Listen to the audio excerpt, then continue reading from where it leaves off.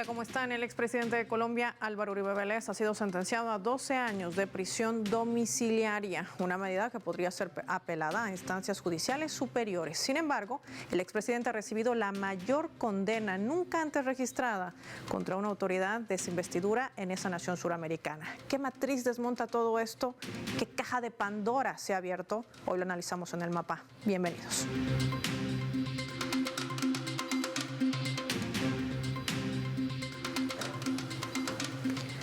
Por esta razón les proponemos desplegar nuestro mapa y revisar algunos datos claves para poder entender de qué va este proceso. Colombia sentencia a Álvaro Uribe Vélez.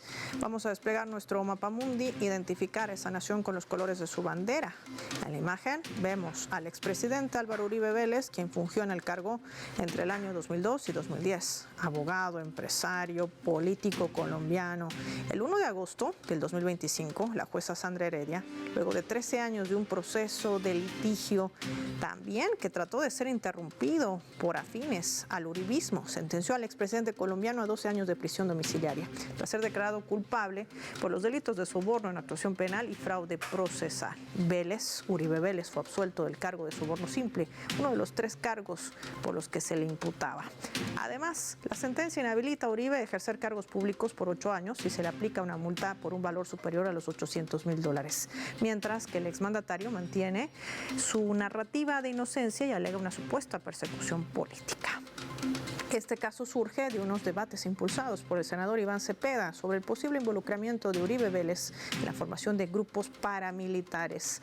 El expresidente respondía con una denuncia en contra de Cepeda en febrero del 2012 ante la Corte Suprema por los supuestos delitos de calumnia y fraude procesal.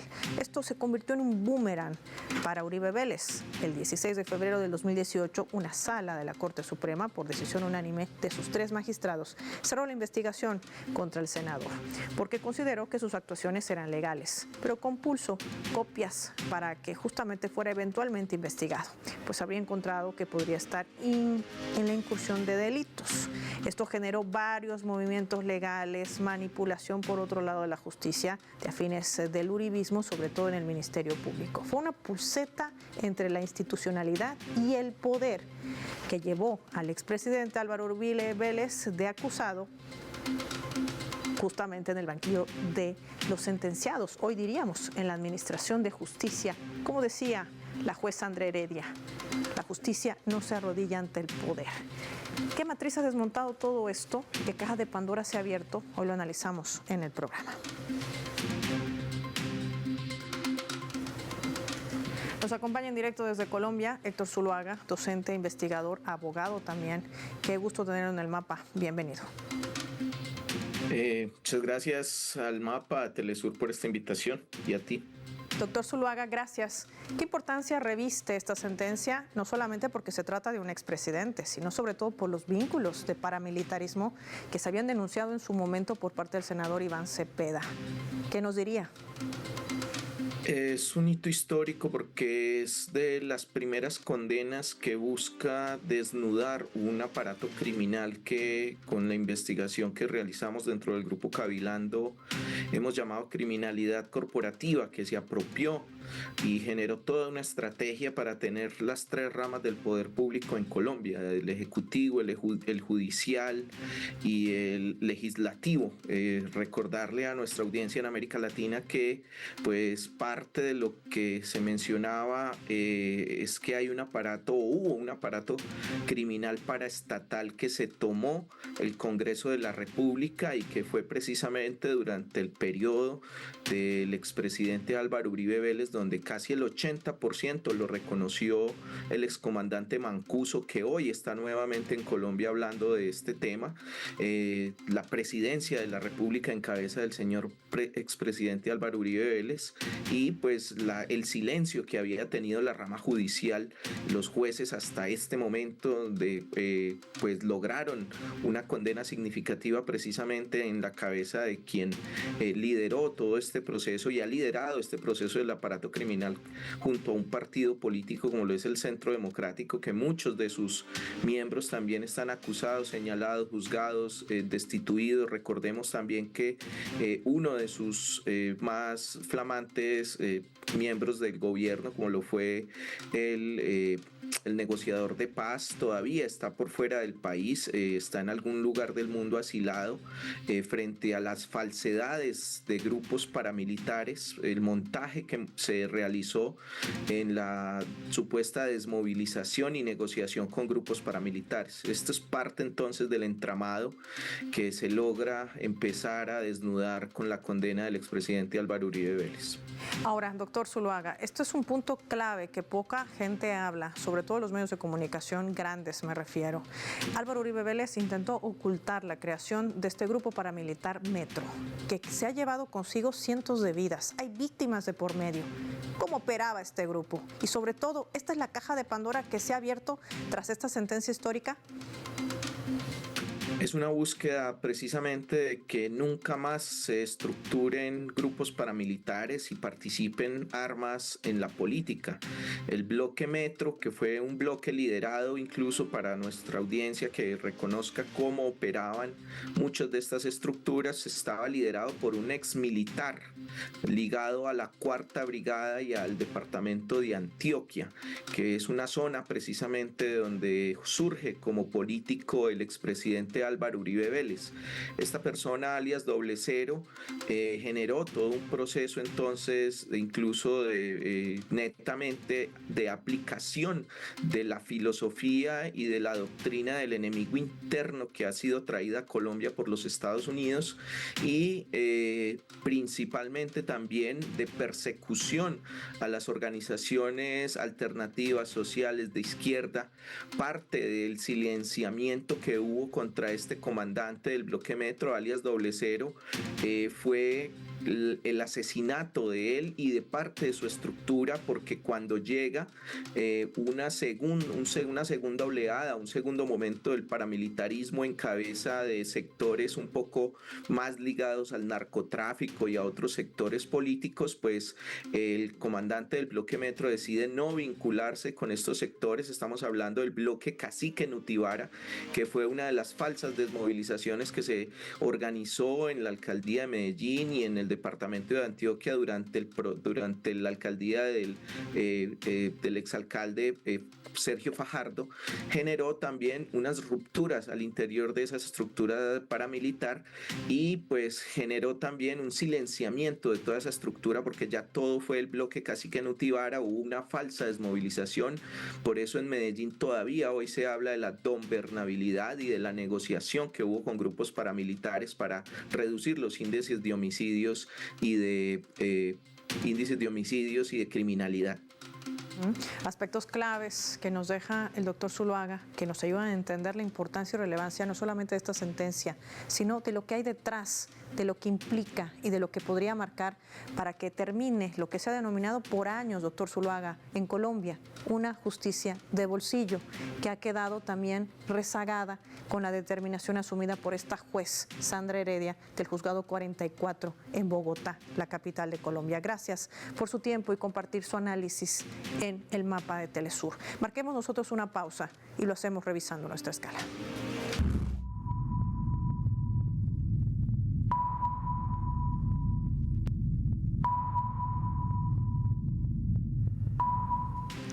Esta vez a través de nuestro portal web, de nuestra multiplataforma informativa Telesur, a la cual invito a visitar, compartir las noticias y dar like. Está titulando así: Uribe comparece ante juzgado para formalizar condena de 12 años de encarcelamiento de prisión domiciliaria. El exmandatario de Colombia, Álvaro Uribe Vélez, confirmaba oficialmente su encarcelamiento en su propiedad de Antioquia. Comunicaba a través de un vídeo que circuló en su plataforma de la red social X. Esta tarde escribía Uribe: 6 de agosto, comparecía al juzgado de Río Negro, Antioquia. Me habían citado para el próximo lunes para formalizar mi encarcelamiento domiciliario que estoy cumpliendo desde el pasado viernes 1 de agosto, luego de que el fiscal había solicitado que le liberara mientras presentaba la apelación en otro tribunal. Pero la petición fue rechazada. Álvaro Uribe no puede participar ni opinar desde sus cuentas en redes sociales. Es parte de las críticas que se han desatado también en plataformas digitales, lo que ha sido calificado inclusive como una supuesta afrenta a la institucionalidad colombiana. Él debe cumplir lo establecido en la ley y la justicia debe aplicar la normativa absolutamente para todos. Un debate que se ha trazado también ante los pronunciamientos de los propios hijos del expresidente, inclusive vulnerando la seguridad de la jueza Sandra Heredia y del senador Iván Cepeda, entre otros miembros del pacto histórico. De esto y más hablamos al volver.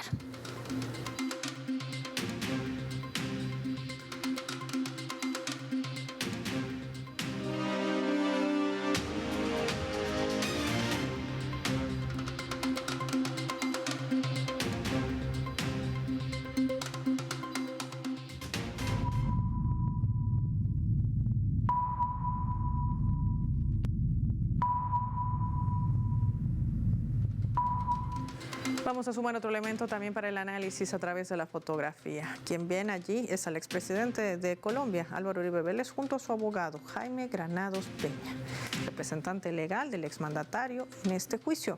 Aparece como demandante, además, en una tutela junto a empresas públicas de Medellín. Escúchese bien, el documento muestra que esta acción judicial fue radicada en el Tribunal Superior Penal bajo ponencia del magistrado Ramiro Riaño Riaño.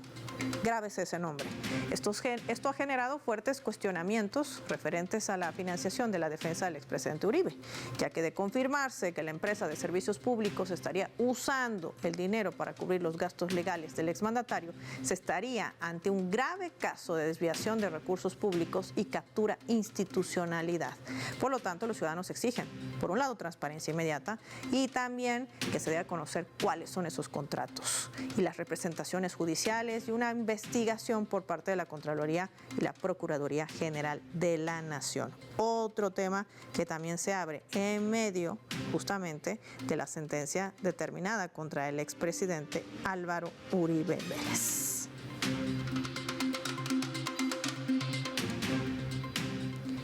Vamos a analizar este escenario. Desde Colombia nos acompaña Luis Pérez Casas, defensor de derechos humanos. Qué gusto tenerlo en el mapa de Telesur. Bienvenido. Laura, un gran gusto estar con ustedes y con toda su audiencia. Quiero preguntarle, este no es el único escenario, también su plantación para hacer denuncias contra el senador Iván Cepeda, en fin, una serie, si permite el tema, de artimañas jurídicas para tratar de golpear la institucionalidad o quizás cortinas de humo, pero ¿qué representarían estos pasos en medio de una sentencia histórica que ha sido determinada contra el expresidente, tomando en cuenta además lo que ha sucedido y lo que hay detrás? La creación de grupos paramilitares y víctimas también afectadas por esta situación. Bueno, yo mismo he sido víctima, junto con mis colegas del colectivo de abogados José Alvear Restrepo, que hemos sido los representantes del senador Iván Cepeda durante varias décadas y hemos representado a las madres de Soacha y centenares de víctimas de falsos positivos. Y fuimos víctimas durante sus 8 años de gobierno de su persecución inaudita, porque se los persiguió en Colombia y en el exterior.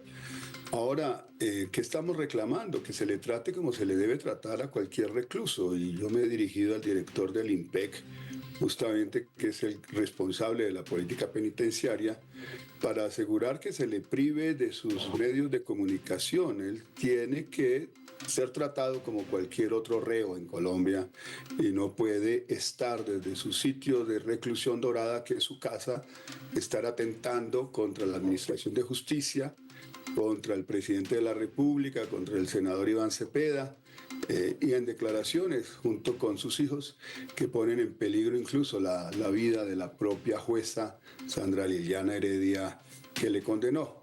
Manifestadas también otra irregularidad que hace una empresa pública, la empresa de servicios públicos de Medellín, que tiene muchos recursos, firmando una acción de tutela de una persona que, si bien es presidente, pues no hay ninguna razón para que una empresa pública malverse los recursos defendiendo a un particular frente a la Administración de Justicia. Y agregaría, una de las razones por las cuales el tribunal le ha negado la medida provisional de libertad en el trámite de la tutela es porque ha constatado que el señor Álvaro Uribe Vélez no está sufriendo ninguna violencia que pueda afectar sus derechos fundamentales, pero sí está sucediendo lo contrario. O sea, él sí está desde allí promoviendo la violación de derechos fundamentales de muchas personas exponiendo la vida de ellas, en particular la de la señora jueza Sandra Liliana Heredia, la del señor senador de la República, Iván Cepeda Castro, y la del propio presidente de la República, porque le dio por inventarse que todo esto es un complot del presidente de la República cuando este proceso lleva más de 12 años en curso.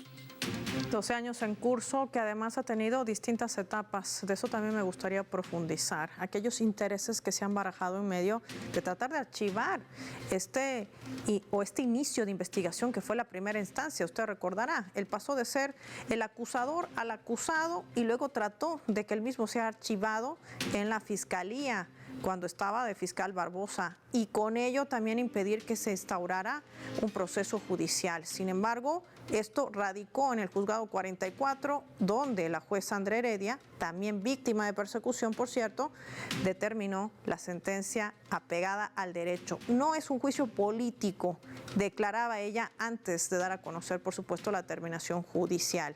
Háblenos de aquellos intereses.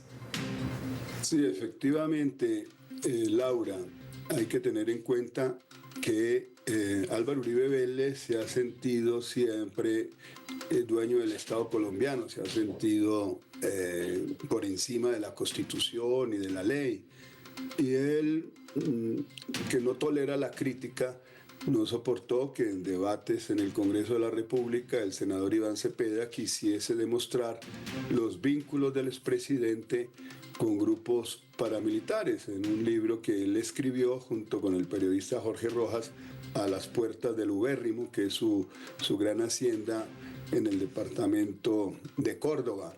Y para silenciar a Iván Cepeda, para criminalizar a Iván Cepeda, colocó una denuncia penal en contra del senador, como ustedes bien lo han referido, que concluyó en el año 2018, tras 4 años de investigación, donde la Corte Suprema de Justicia estableció que el senador Iván Cepeda no había cometido ninguna irregularidad, pero por el contrario había evidencia de que sí, de los delitos por los cuales acusaba a Iván Cepeda, sí los habría cometido Álvaro Uribe Vélez. Por eso el 3 de agosto del año 2020, 3 magistrados de la Sala de Instrucción de la Corte Suprema de Justicia decidieron privarlo de su libertad, también otorgándole su residencia como lugar para la prisión.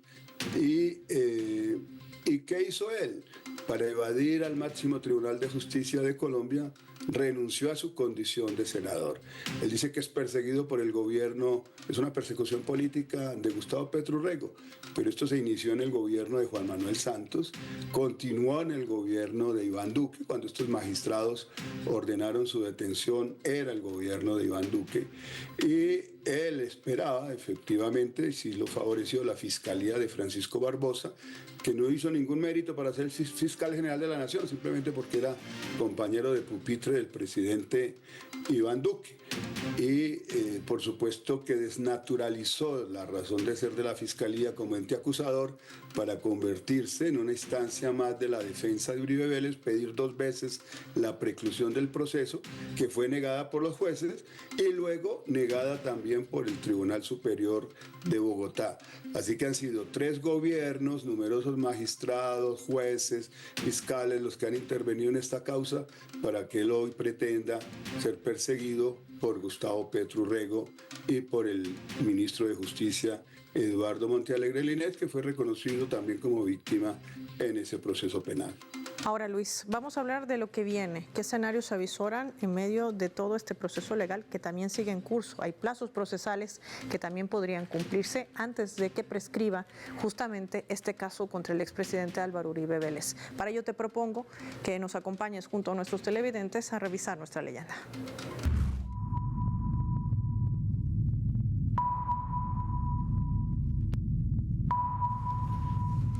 Sandra Heredia, la jueza penal 44 del Circuito de Bogotá, señalaba esto puntualmente antes de dar lectura a la sentencia y decía: acudiremos a las instancias legales para que se investigue la filtración de la sentencia.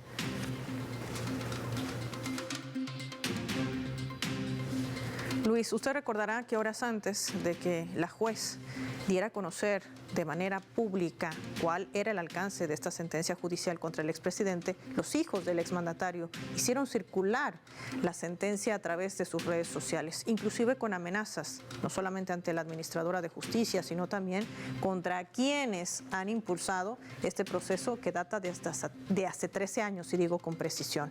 Ella pide una investigación que se esclarezca en medio de recurrir supuestamente la defensa de Uribe Vélez de que no hubo la suficiente publicidad, pero sí la hubo, ellos mismos la han generado. ¿Qué representa esto en los escenarios que se vienen? Se viene una apelación ante el Tribunal Superior, en todo caso de salir en contra del expresidente, no descartan recurrir a la Corte Suprema con un recurso de casación. Pero ¿qué pasa con la proscripción de esta causa? Es decir, ¿a qué escenario se enfrenta Colombia?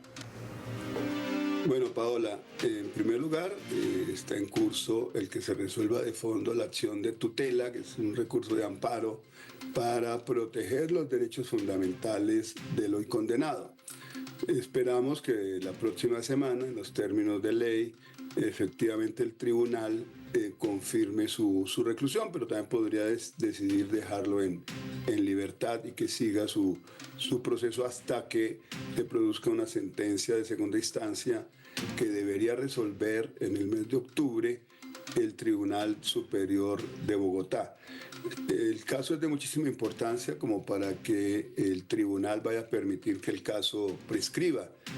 Sin duda, así como en este escenario, han decidido que los magistrados que participan en la revisión de esta tutela puedan desprenderse de otros casos, que no es lo usual, para poder estudiar concienzudamente el expediente y pronunciarse. Lo mismo sucedería en relación con el trámite de la apelación en segunda instancia. ¿En qué podría concluir? Pues puede concluir en que resuelven a tiempo y deciden que hay dudas razonables y que el señor Álvaro Uribe Vélez no debería ser condenado y revocar el fallo de primera instancia. No lo dudo porque he seguido de cerca todo el debate probatorio, toda la evidencia que se ha presentado, y si concluyen lo contrario, que efectivamente hay una responsabilidad penal por 5 delitos, son 3 sobornos y 2 fraudes procesales, que hay la evidencia suficiente para mantener la condena a 12 años de prisión, o pueden disminuirla o pueden eventualmente aumentarla, pero digamos, esa es la facultad que tiene el tribunal. Ahora, luego de esa sentencia, pues igual el reo podría, a través de sus abogados, pretender que la Corte Suprema de Justicia, a través del recurso de casación, se ocupara del asunto y tendría que resolverse en los 5 años siguientes. Por otra parte, ellos han anunciado y han solicitado visitas de distintos órganos interestatales de derechos humanos, de la Comisión Interamericana de Derechos Humanos, de las Naciones Unidas. Y yo estoy de acuerdo, ojalá se hiciese, porque si vienen estas instancias interestatales, lo que van a corroborar es todo lo contrario de lo que él pretende. Y van a corroborar que el que ha estado agrediendo permanentemente a la Administración de Justicia, y no de ahora, desde que fue presidente de la República, sí, que se dedicó a perseguir a los magistrados que se atrevieron a investigar y condenar a su primo Mario Uribe Escobar por la parapolítica.